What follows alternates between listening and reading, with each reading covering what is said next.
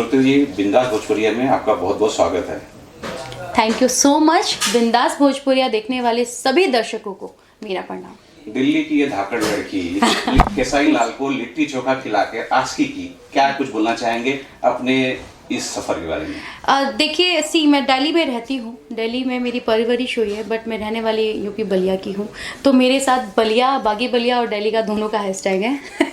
बहुत ही मज़ा आया लिट्टी चोखा और आशिकी करके, और आशिकी लिट्टी चोखा का इतना आप लोगों ने अथाह प्यार दिया कि मतलब उम्मीद से ज़्यादा प्यार दिया। और आज की डेट में भी लाइक अभी फिल्म हमारी टीवी पे भी आने वाली है, भोजपुरी सिनेमा पे, तो काफ़ी पब्लिक एक्साइटेड है घर में देखने के लिए। थिएटर में तो इतना प्यार मिला ही, तो बहुत खुश हूँ। मैं लिट्टी चोखा के बारे में बात करना चाहूँगा। एक वीडियो मैंने देखा था आपका, जिसमें आप काफ़ी इमोशन में थे और बहुत ही इनोसेंट आपने बताया कि आपके पास काम नहीं था, तब ये लिट्टी चोखा आपका हाँ। और ये आपकी पहली फिल्म होगी भोजपुरी की। तो जब आप मुझे ये बताइए कि केसारी जी से आपके सामने पहली बार आए, तो वो अनुभव क्या था? मैं इस चीज़ पे ये बताना चाहूँगी कि जब लिट्टी चोखा मैंने करने से पहले ऐसी 2-3 फिल्में की थी जो रिलीज़ नहीं हुई हैं, बनी बट वो रिलीज़ नहीं हुई। लिट्टी चोखा जब वो फिल्में मैंने की तो उसके बाद मेरे पास काम नहीं था और लॉकडाउन का टाइम चल रहा था और वही संघर्ष कर रहे थे, क्योंकि मेरे बैकग्राउंड से कोई फिल्म ही नहीं था और बहुत बड़े घराने से भी नहीं हूँ मैं आती हूँ। एक मिडिल क्लास फैमिली है हम लोग, और मम्मी पापा का प्यार आशीर्वाद, उनका सपोर्ट तो शुरू से ही था।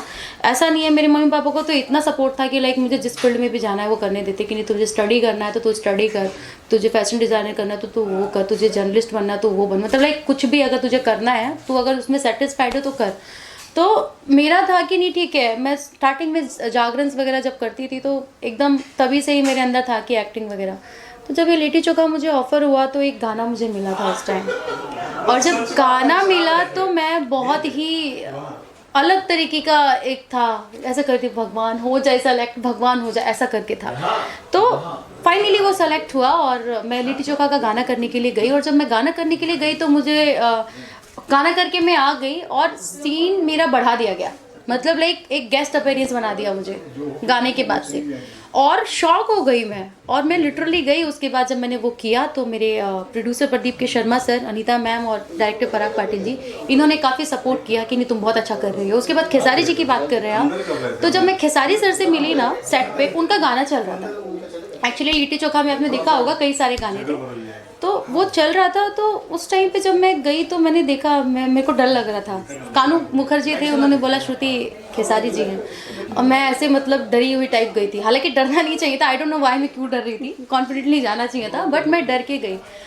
तो खेसारी सर ने इतना कंफर्ट जोन दिया, मैंने बोला कि नमस्ते सर, मैं श्रुति राउत। उन्होंने बोला अच्छा, तो बोले बैठो। तो उन्होंने पूछा क्या कर रहे हो, तो फिर मैंने बताया। उसके बाद काफ़ी कंफर्ट जोन दिया। फिर उन्होंने बोला कि तुम कहाँ से हो, क्या है, हमारी काफ़ी बातें हुई, और उन्होंने बोला कि अपने ऊपर काम करो, मेहनत करो, तो वो किया। उसके बाद मैंने आशिकी की, फिर आशिकी के बाद तो फिर बस माता रानी के आशीर्वाद से बस काम कर रहे हैं, जो भी थोड़ा बहुत मिल रहा है। आपने लिट्टी चोखा किया, आशिकी की, शोर आ रहा है थोड़ा सा साइलेंटली बोलेंगे ना। हाँ बोलिए। आपने लिट्टी चोखा किया, आशिकी की, और भोजपुरी के और बहुत से कलाकार के साथ काम कर रही हैं। सबका बाप अंगूठा छाप, हाँ जी, जिसमें दिनेश लाल जी हैं, और आपके साथ उसमें शायद अक्षरा जी भी हैं। हाँ जी। अक्षरा जी के साथ कैसा आपके संबंध रहे, कैसे अनुभव रहा आपके साथ? मैं अपनी तरफ से मैं ये बताना चाहूँगी कि अपनी तरफ से पर्सनली मैं कोशिश करती हूँ कि मेरा हर किसी व्यक्ति के साथ अच्छा संबंध हो, अच्छे रिलेशन हो, एक अच्छा हो, फ्रेंडली रहूं, क्योंकि मैं हूँ शुरू से, जो कि दिल्ली में आपको पता है कि हम लोग बहुत बिंदास रहने वाले हैं। आप दिल्ली के बिंदास हैं। हाँ। अक्षरा जी भी जो है ना बहुत ही बिंदास हैं। हाँ। और भोजपुरी को रिप्रेजेंट करते हैं हिंदी इंडस्ट्री के लिए, और अलग इंडस्ट्री में भी रिप्रेजेंट करते हैं। बिग बॉस में भी आई थी वो, और बहुत ही वो भी धाकड़ है। तो आपके उनके बीच कोई टकराव हुई या फिर नॉर्मल रिश्ते रहे? अक्षरा जी ने भी कोशिश किया कि कोई टकराव ना हो। मोस्ट ऑफ दी सेट पे होता है कि भाई हीरोइनों में होता है ड्रेस को लेके, अच्छा उसका अच्छा था मेरा बेकार कैसे दे दिया, या उसका ये गाना ज़्यादा हो गया मेरा कम कैसे हो गया, ये चीज़ें होती हैं। बट हम दोनों में कोई टकरार नहीं हुई, हम दोनों बहुत अच्छे से काम किए, और हम दोनों हालांकि जब भी हम लोग आते थे तो वेंटी में हम बहुत चिल करते थे, गाना वाना बजा के मस्त करते रहते थे। तो अच्छा था मेरा अक्षरा जी के साथ, और मैंने भी कभी अपनी तरफ से नहीं चाहा कि किसी हीरोइन को मेरी तरफ से कोई प्रॉब्लम हो। मेरे को जहाँ कंफर्ट जोन मिला है, जहाँ मैं कंफर्टेबल रही हूँ, वहाँ पे मैं बिंदासली रही हूँ। हाँ, लेकिन इंडस्ट्री में है कि कुछ हीरोइंस का है कि वो पता नहीं क्यों मतलब सामने वाली हीरोइन से थोड़ा सा हो जाती है, बट अक्षरा जी के साथ और अम्रपाली जी के साथ मेरा बहुत अच्छा रहा। अच्छा, ये भी जानना चाहूँगा, बहुत जल्दी आपने बड़े बड़े एक्टर के साथ काम कर लिए हैं, शायद इसकी वजह से कुछ अभिनेत्री हैं जो आपसे जलन रखती है, किसी ने कभी आपको गॉसिप ऐसा कुछ बोला कि नहीं ये लड़की जो इस लायक नहीं है फिर ये कर रही है, ऐसा कुछ आया आपके पास? ऐसा कुछ तो नहीं आया फिलहाल, बट इतना ज़रूर कहूँगी कि आंखों से देख के समझ में आ जाता है। मैं अभी हाल ही में शोज़ कर रही थी, अवार्ड शो जब मैं करने आई थी, तो अवार्ड शो के टाइम में मैंने कई अवार्ड में क्या होता है ना कि कई सारी लड़कियां, कई सारे हीरोज़, कई सारे हीरोइंस, सबसे डायरेक्टर प्रोड्यूसर सबसे हमारा गेट टुगेदर हो जाता है, नॉर्मली हम बैठ जाते हैं बात करके। तो उस जगह पे मैंने देखा कि कई सारे लोग ऐसे हैं जो लाइक उनको है कि ये श्रुति राव क्यों आई है, क्यों कर रही है अवार्ड शो मतलब ऐसा। तो मेरे को पर्सनली, मैं अपना पर्सनल एक्सपीरियंस बताऊं कि मुझे पर्सनली किसी हीरोइन से कोई ग्रजेस नहीं है, और मैं पर्सनली ये भी चाहूँगी कि जितनी सामने वाली हीरोइंस हैं उनको भी ना हो। आप अपने तरीके से अपना मेहनत कीजिए, अपने तरीके से अपना काम कीजिए, वही आपका सब कुछ है। यहाँ पे किसी के बारे गॉसिप करके, किसी के बारे ये बोल के कुछ होना नहीं है।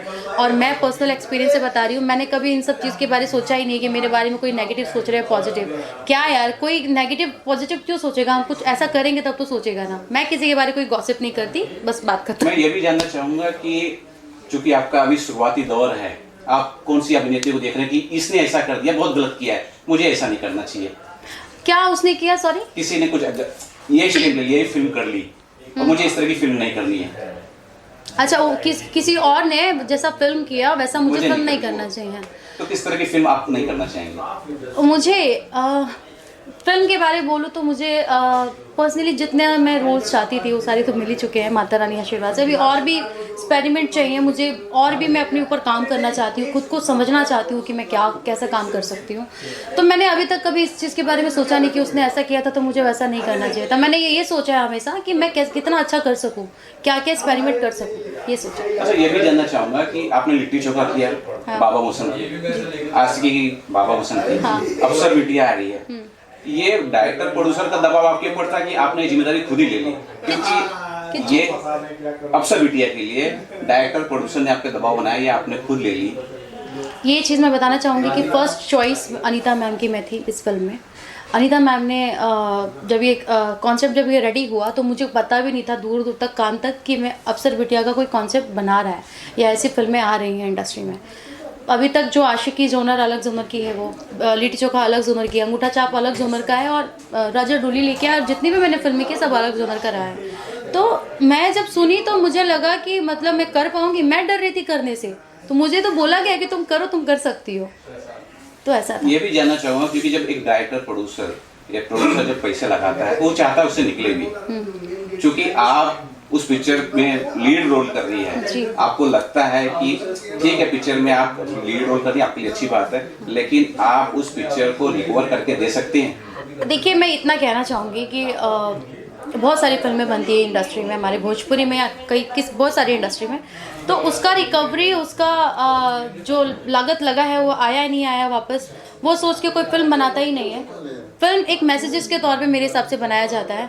और रही बात रिकवरी की, तो जिस हिसाब से फिल्म बनी है, मेरा दिल बोलता है, मेरा पर्सनल इनर शोर बोलता है कि रिकवरी क्या, उससे बहुत ही अच्छा बिजनेस होगा।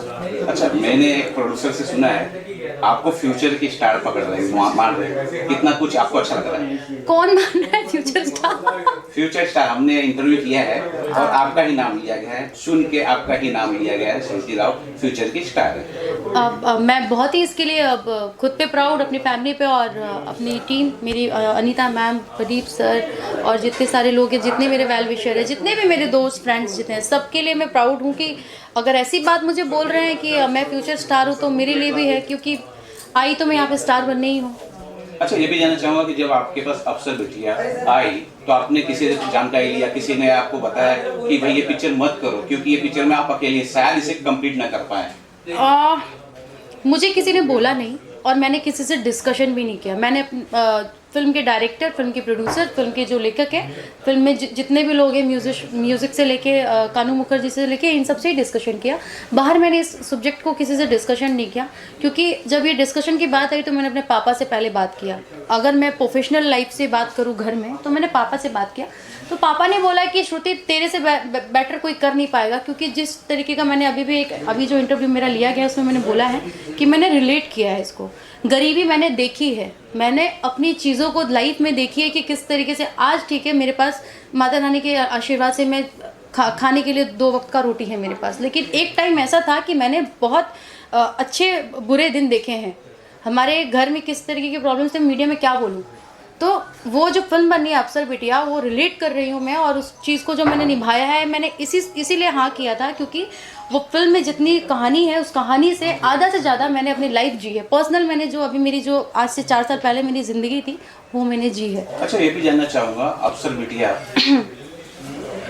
अच्छा, आपसे ये भी जानना चाहूँगा, अफसर बिटिया आप लीड रोल कर रही है, कोई बेहतरीन डायलॉग जो आपको याद होगा कि ये डायलॉग बहुत खूबसूरत डायलॉग है? अफसर बिटिया का अफसर बिटिया का था एक डायलॉग, बट बोलना अभी उचित रहेगा? छोटा सा डायलॉग होता है, इमोशन डायलॉग ज़्यादा है अफसर बिटिया में। अभी तो था ना जो कि मैं दर्शकों के लिए बोलना चाहूँगी, आई लव यू। अच्छा, और कौन से कलाकार है इसके अंदर, उस बारे में बताइए। कलाकार हैं इसमें कुणाल सिंह, आकाश यादव जी, कुणाल सर के बेटे हैं, बीना पांडे हैं, मोना जी हैं, और भी कई सारे इसमें कलाकार हैं जिन्होंने बहुत अच्छा काम किया है। दर्शकों के लिए क्या कुछ बोलना चाहेंगे? दर्शकों के लिए ये बोलना चाहूँगी कि अपना प्यार आशीर्वाद जैसे देते आए हैं आप लोग, जितनी सारी मेरी और फिल्मों की दी है आपने, अभी आने वाले टाइम में और भी अच्छी अच्छी फिल्में बन के आ रही हैं, जिसका डबिंग मैंने अभी कंप्लीट कर दिया है। तो बस मेहनत कर रही हूँ, और आप लोग 1 सेकंड में किसी को उठा सकते हैं, 1 सेकंड में गिरा सकते हैं। तो आप लोगों ने ही डिसाइड करना है कि हम लोग कैसा काम कर रहे हैं, गलत क्या है, सही क्या है। अगर मेरे तरफ से कोई गलती अगर आप लोग को लगता है तो आप लोग बिंदास मेरे सोशल मीडिया पे आके जो मेरे आईडीज़ हैं उस पर बोल सकते हैं कि श्रुति जी आप ये करिए वो करिए, तो मुझे अच्छा लगेगा, मैं इस पर काम करूँगी। और मैं ये बोलना चाहूँगी कि प्यार दीजिए, जब अफसर बिटिया आए तब भर भर के प्यार दीजिए, जितना आप लोगों ने आशिकी को दिया उससे कई ज़्यादा प्यार दीजिए, क्योंकि ये फिल्म बनाई गई है आप लोगों के लिए। और ये फिल्म प्यार वो था आशिकी का अलग जोनर का, और ये है अलग जोनर का। इससे आप लोग इंस्पायर होंगे, कई सारे घर इंस्पायर होंगे। शिक्षा को लेके काफ़ी हमारी फिल्म में दर्शाया गया कि क्या शिक्षा क्या चीज़ होती है, और एक गरीब घर के लोग कितना पढ़ना चाहते हैं। कुछ लोग तो अच्छा खासा चीज़ अवेलेबल होता है तो वो नहीं पढ़ना चाहते हैं, और कुछ लोगों के पास नहीं होती है तो वो कैसे उनके अंदर तड़प होती है पढ़ने के लिए। तो वो सारी चीज़ें इसमें दिखाई गई। तो आप लोग अपना आशीर्वाद दीजिएगा और प्यार दीजिएगा, इस फिल्म को देखिएगा आप लोग। Thank you so much.